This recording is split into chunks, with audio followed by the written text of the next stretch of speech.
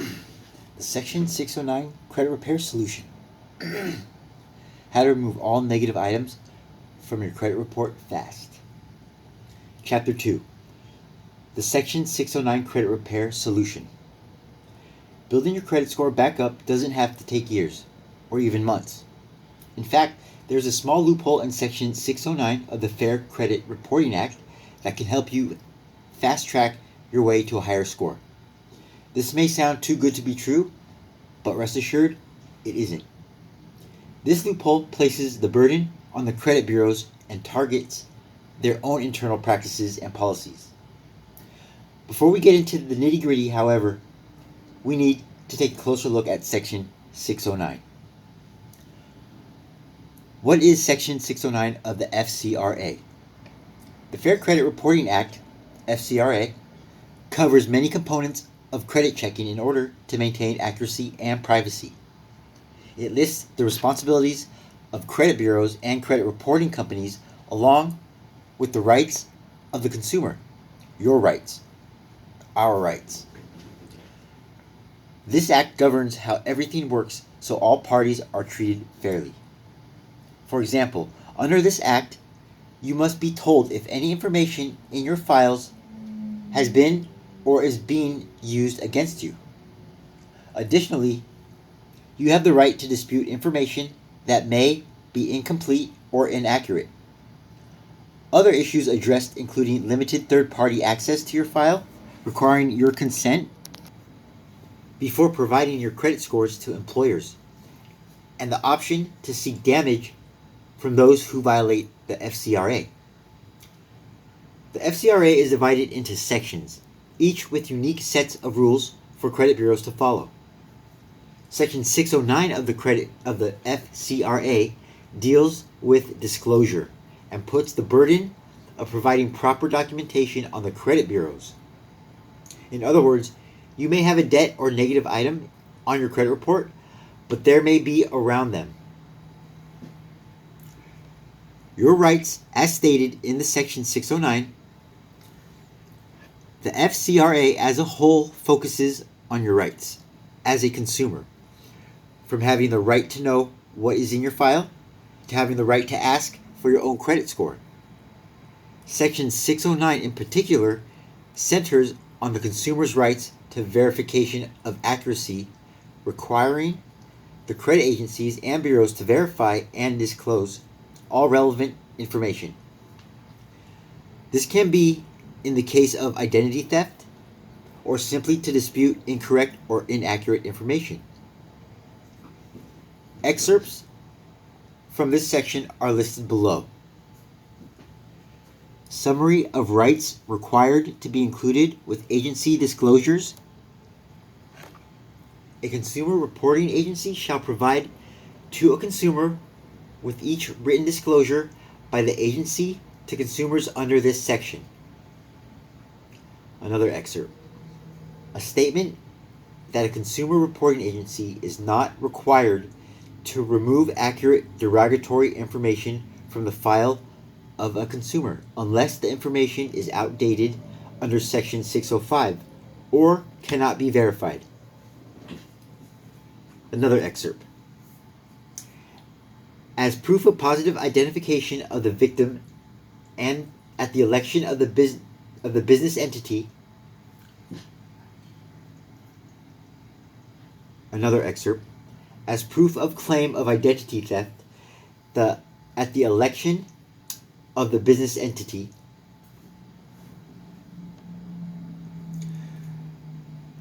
That's the end of that excerpt. The Bureau, in consultation with the federal banking agencies and the National Credit Union Administration, shall prepare a model summary of the rights of consumers under this title with respect to the procedures for remedifying the effects of fraud or identity theft involving credit, an electronic fund transfer, or an account or transaction at or with a financial institution or other creditor. That's the end of that excerpt. These are a little confusing, but yeah, these are our rights. with all of this information directly relates to your rights as a consumer.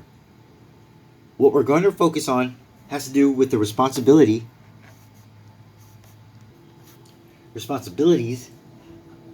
of the credit bureaus and reporting companies. Why the Section 609 credit repair solution is your lucky break. This might just seem like legal jargon to you right now, but really, it's a way out of bad credit. Let's break it down piece by piece. First of all, the lender never actually sends the credit application to the 3 credit bureaus, even though the law requires such verification before adding it to the report. It's simply a known fact that most people overlook until now. That technically can get negative points removed from your credit score. It is also the Bureau's obligation to make sure consumers know their rights. Additionally, as an excerpt of Section 609 reads above, your identity must be verified before including information from your credit report. If you have debt that is years old, you can argue that collection companies or credit bureaus cannot prove that this debt is actually yours. As a result, the debt is often eliminated from your report. It is your right under the FCRA to have any inaccurate or unverifiable information corrected or removed from your credit report. In short, there are small technicalities throughout Section 609, including those listed above, that you can argue in an effort to get negative items deleted from your score, or even potentially have student loans or debt removed from your credit records altogether. It is a loophole that people have found with demonstrated success in improving credit scores. The following sections will tell you how to reference Section 609 in a written dispute of your credit report and what to include in your dispute letter. You'll also learn tips and receive guidance for crafting an effective dispute that gets you the desired results. How to use Section 609 to file a dispute. Now that you know about Section 609, how do you do something about it? What's the right strategy? There are a few that different people have used with mixed results. Sending letters versus filing complaints. Why letters are better. While a handful of people have tried filing a complaint with the FTC, Federal Trade Commission, about their credit reports, all received back a generic statement that says that the FTC will not intervene in any dispute between consumer and a credit bureau. So in other words, you're on your own. That's why many people have taken to writing dispute letters referencing Section 609, or hiring a lawyer to help them fight against the credit bureaus. If done right, sending a well-organized, well-written dispute letter can get your results where other methods would fail. Sample letters and templates. The appendix of this book contains sample dispute letters and templates. Use these to help you format and draft your own personal letters. However, before sitting down to write, you want to ensure that you have all the necessary information. So before you begin, make sure you have a copy of each of your credit report in hand, as you want to dispute all of the negative items on that report within reason. Keeping your reports nearby helps you specifically reference them in your dispute. As you'll soon see, the key to writing an effective dispute letter is specificity. You want to be specific, and attention to all detail. The most important thing to remember when writing your dispute letter is that you have to reference the FCRA and this specific part of it, Section 609. Along with proving your identity, this is an integral piece of your dispute.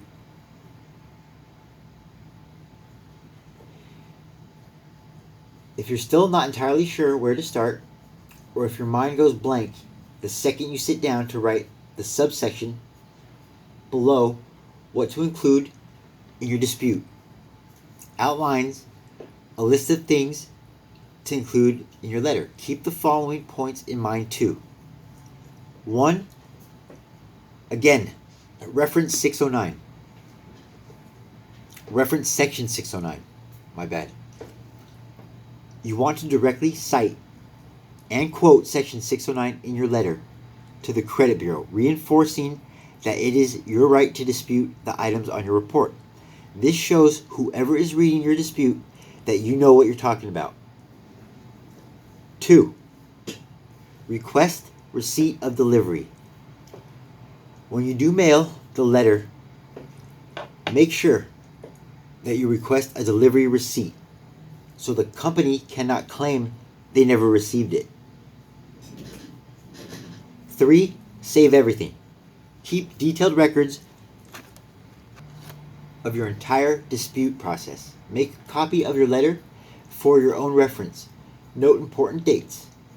For instance, the date you sent the letter, the date it was received. Keep all related files together and organized. Keep electronic copies in designated folders on your computer and back them up to external storage or a cloud drive. If you have to keep physical copies, keep them in a folder in a safe place. 4. Include proof of identity. Always include proof of identity with every bit of correspondence you send. Section 610A1 of the FCRA particularly stipulates that consumers must provide proper identification in order to receive a response from a credit bureau. If you fail to send these items along, again, reference what to include in your dispute letter to learn what you're going to need. The credit bureaus won't even look at the rest of your letter, let alone consider your case, if you don't have the proper identification. The importance of your dispute letter timeline. Section 609 of the FCRA contains one other key element that gives you a good shot at winning your dispute. Here it is. All disputes must be addressed within 30 days, or all disputed information must be deleted from the files. This period is extended to 45 days if more information is found that could lead to a reinvestigation. Say you're not totally sure if you have a solid case to bring up to the credit agency. Even if you brought up an argument that wasn't necessarily strong, if you receive no response within a month, that information must be removed. This is a great piece of the puzzle to keep in mind, and something you should consider including in your letter. The main thing to remember with your letter is that it's all about technicalities. Does anyone really care that not every single piece of every single credit file has been verified by numerous sources? Not in the slightest. However, it is your right to dispute it, and it can often work to your advantage.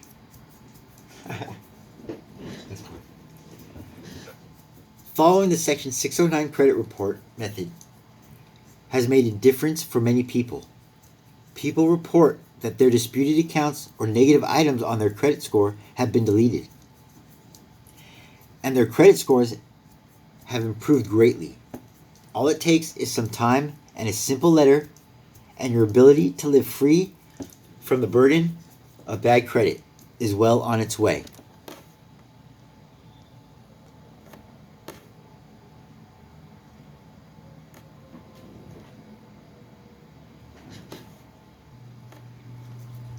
So, what to include in your dispute?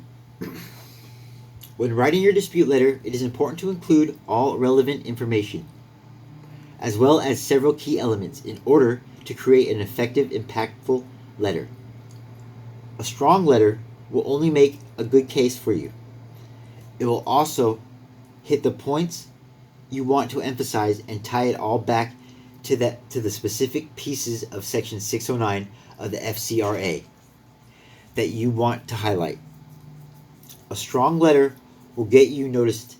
A weak letter will get a form response at best.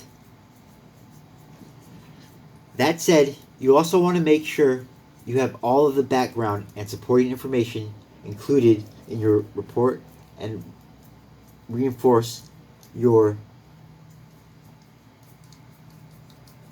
checklist. Below outlines the key elements to keep in mind as you write your letter, including basic information, documentation, references to the FCRA, wording, and more. Basic information: your full name, contact information, and account information, if available.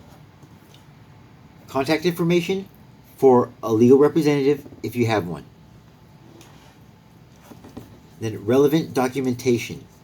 For each credit bureau that you contact, include proof of your identity with your letter. This may include the following: documents that verify your full name, date of birth, and social security number, a mention of section 609, and the exact portion you are referencing. Each portion is denoted with some combination of an uppercase letter, a lowercase letter, a number, or a Roman numeral. For example, if you were to reference the subsection that starts with this sentence, summary of rights required to be included with agency disclosures, you would call it paragraph in parentheses, lowercase c, parentheses again, the number 2, under section 609, or section 609, parentheses, lowercase c, parentheses 2.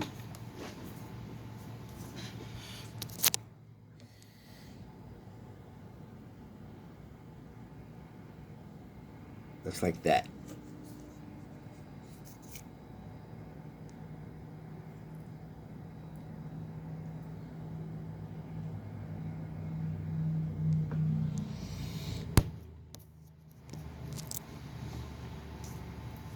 A call to action.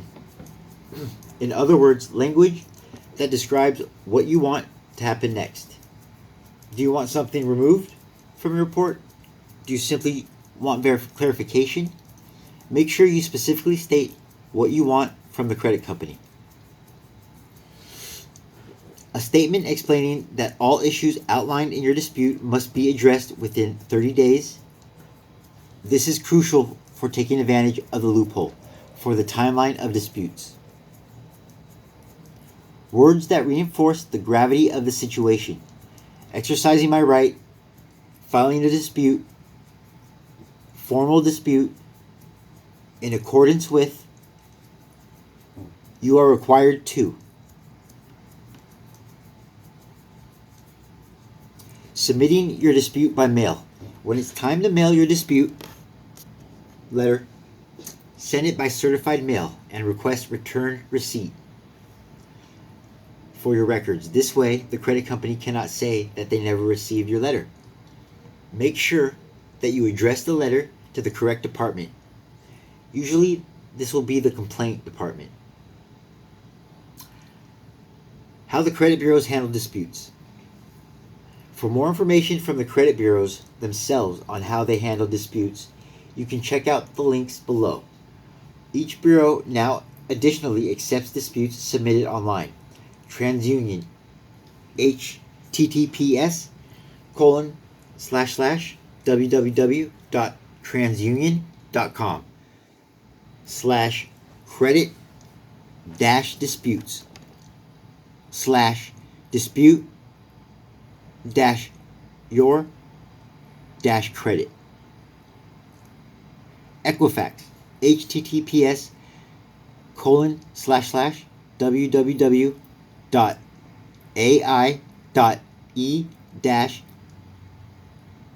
Equifax. So Equifax.com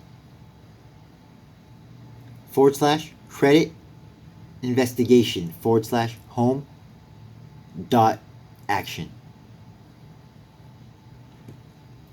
Experian http www.experian.com /rs/fi4.html.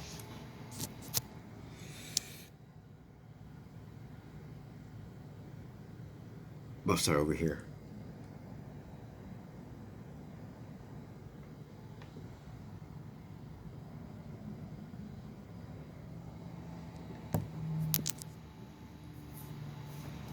Things to remember.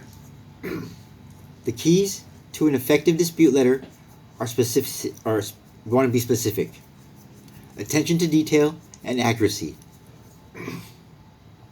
Using a polite but firm tone is also important. An angry letter that includes name calling and exclamations will most certainly not be taken seriously. Other things to note. Get it proofread and fact checked. Once you have drafted your dispute, have a trusted friend or family member fact check and proofread it for you to make sure you've included everything. Pay attention to spelling and grammar, as you want to be as clear and concise as possible.